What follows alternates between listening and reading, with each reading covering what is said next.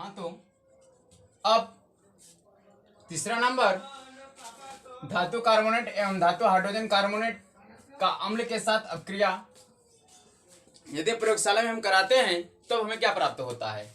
तो धातु कार्बोनेट तथा धातु हाइड्रोजन कार्बोनेट के द्वारा अपक्रिया कराने पर लवण, कार्बन डाइऑक्साइड और जल का निर्माण होता है।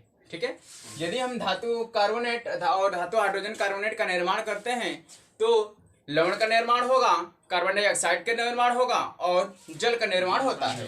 ठीक है, तो यहाँ पर देखें तो एक सामान्य सा फार्मूला लिख सकते हैं, धातु कार्बोनेट ऑब्लिक धातु हाइड्रोजन कार्बोनेट प्लस अम्ल और इसका एरो के निशानी का लवण, कार्बन डाइऑक्साइड और हाइड्रोजन जल का निर्माण कर सकते हैं। ठीक है, तो यहाँ पर सोडियम कार्बोनेट प्लस हाइड्रोक्लोरिक अम्ल तो बना है सोडियम क्लोराइड, कार्बन डाइऑक्साइड और प्लस जल।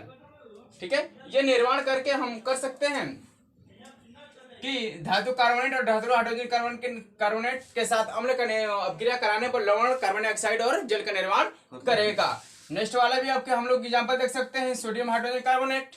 ठीक है, sodium hydrogen carbonate plus hydrochloric अम्ल तो सोडियम क्लोराइड बन जाएगा, कार्बन डाइऑक्साइड और जल का निर्माण कर लेगा। ठीक है, तो अगला नंबर यानी डी नंबर है अम्ल एवं क्षारक के बीच अपक्रिया। अम्ल एवं क्षारक के बीच अपक्रिया यानी कि इस अपक्रिया को सामान्य भाषा में उदासीनीकरण भी कहते हैं, क्योंकि अम्ल और क्षार को एक सामान्य मात्रा में समान अनुपात में मिलाने पर वह क्या करेगा, उदासीन हो जाती है, लवण का निर्माण करता है। तो अम्ल एवं क्षार के बीच अपक्रिया कराने पर यानी इस अभिक्रिया के फलस्वरूप लवण तथा जल प्राप्त होता है, इसलिए इस अपक्रिया को उदासीनीकरण कहते हैं। सामान्य सा नाम है इसका कि यदि हम अम्ल और क्षार को मिलाते हैं तो लवण तो फिक्स बनेगा ही बनेगा। अब इसके साथ क्या है, जो भी तत्व मिले होते हैं वह किसके निर्माण करते हैं, जल का करेंगे। तो यहाँ पे लिखेंगे हम क्षारक प्लस अम्ल, क्योंकि हमें क्षारक और अम्ल ही मिलाना है, तो किसका निर्माण होगा, अम्ल और जल का। तो यहाँ पर सोडियम हाइड्रोक्साइड और हाइड्रोक्लोरिक अम्ल यानी सोडियम हाइड्रोक्साइड एक क्षारीय प्रकृति का है और हाइड्रोक्लोरिक अम्ल एक अम्लीय प्रकृति का है, तब जाकर यह सोडियम क्लोराइड का निर्माण करेगा और यहाँ पर क्या होगा, जल होगा। नीचे देख लीजिए, यहाँ पर पोटेशियम हाइड्रोक्साइड और हाइड्रोक्लोरिक अम्ल दोनों को मिलाया गया है तो पोटेशियम क्लोराइड का निर्माण हुआ है, यानी कि लवण एक है, ये लवणीय प्रकृति का है और ये क्या है, जल का निर्माण है। एक लवणीय प्रकृति का हम ये भी देख सकते हैं कि के हमेशा प्लस चार्ज देता है, एक क्या देगा, प्लस चार्ज देगा और Cl क्या करेगा, एक माइनस चार्ज देता है। तो ये माइनस चार्ज कब होगा, प्लस चार्ज कब होगा, ये हम तीसरे अध्याय में पढ़ेंगे। उसमें इसका विवरण किया जाएगा कि कौन किसके साथ जुड़ेगा, कितना प्लस चार्ज देगा, कितना माइनस चार्ज देगा। ठीक है, तो अगला पॉइंट हमको देखना है डी नंबर, अम्लों के साथ धातुक ऑक्साइडों की अपक्रिया।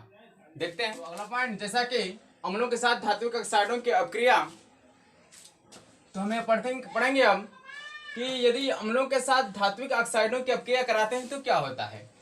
तो धात्विक ऑक्साइडों को क्षारकीय ऑक्साइड भी कहते हैं, यानी जो धातु का ऑक्साइड होता है उसे क्षारकीय ऑक्साइड भी कहते हैं। लेकिन जब इसका अम्ल के साथ अपक्रिया कराते हैं तो हमें जल और लवण प्राप्त होता है, यानी लवण और जल प्राप्त होता है। तो यहाँ पर देख सकते हैं कि धातु ऑक्साइड प्लस अम्ल को मिलाने के बाद लवण और जल हमें प्राप्त हुआ है। तो यहाँ पर सोडियम हाइड्रोक्साइड और हाइड्रोक्लोरिक अम्ल को मिलाने पर सोडियम क्लोराइड और जल का निर्माण हुआ है। तो यहाँ पर यदि किसी व्यक्ति को या किसी बच्चे को समझ में नहीं आ रहा है कि इसका नाम क्या होगा, याद करना है, तो यहाँ पर लिख सकते हैं सोडियम हाइड्रोक्साइड,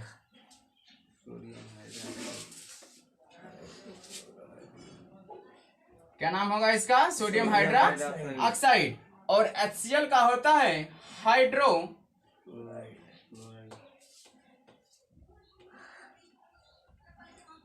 क्लोरिक अम्ल, क्या होगा, हाइड्रोक्लोरिक अम्ल। और NaCl का सामान्य भाषा में जानते हैं क्या होता है नाम, नमक होता है और इसका रासायनिक नाम होता है सोडियम क्लोराइड और जल का निर्माण करता है। तो यहाँ तक तो समझ में आ गया होगा। तो अगला पॉइंट देखते हैं F नंबर, क्षारक के साथ अधात्विक ऑक्साइडों की अपक्रिया, यानी कि किसी क्षार के साथ जब अधात्विक ऑक्साइड की अपक्रिया कराते हैं तब हमें क्या प्राप्त होता है। तो क्षारक के साथ अधात्विक ऑक्साइड की अपक्रिया कराने पर या करके लवण और जल प्राप्त होता है, जैसा कि ऊपर हमको मिला हुआ है अभी क्या, अधात्विक ऑक्साइड और अम्ल मिलाने पर। तो यहाँ पर अधात्विक ऑक्साइड के साथ यदि क्षार मिलाते हैं तभी हमें क्या होता है, लवण और जल ही प्राप्त होते हैं। तो यहाँ पर देख सकते हैं सामान्य सा सूत्र है क्षारक प्लस अधात्विक ऑक्साइड, जिसे मिलाने पर लवण और जल का निर्माण हुआ है। तो यहाँ पर इसका नाम होता है कैल्शियम हाइड्रोक्साइड, और कार्बन डाइऑक्साइड को मिलाने पर कैल्शियम टेट्राक्लोराइड और जल का निर्माण हुआ है। तो यहाँ पर देख लीजिए कि CaOH का ट्वाइस प्लस अधातु का ऑक्साइड के रूप में हम लोग कार्बन डाइऑक्साइड को ले लिए हैं। तो इसे मिलाने पर क्या होता है, कैल्शियम कार्बोनेट यानी कि CaCO3। इसका नाम क्या होता है,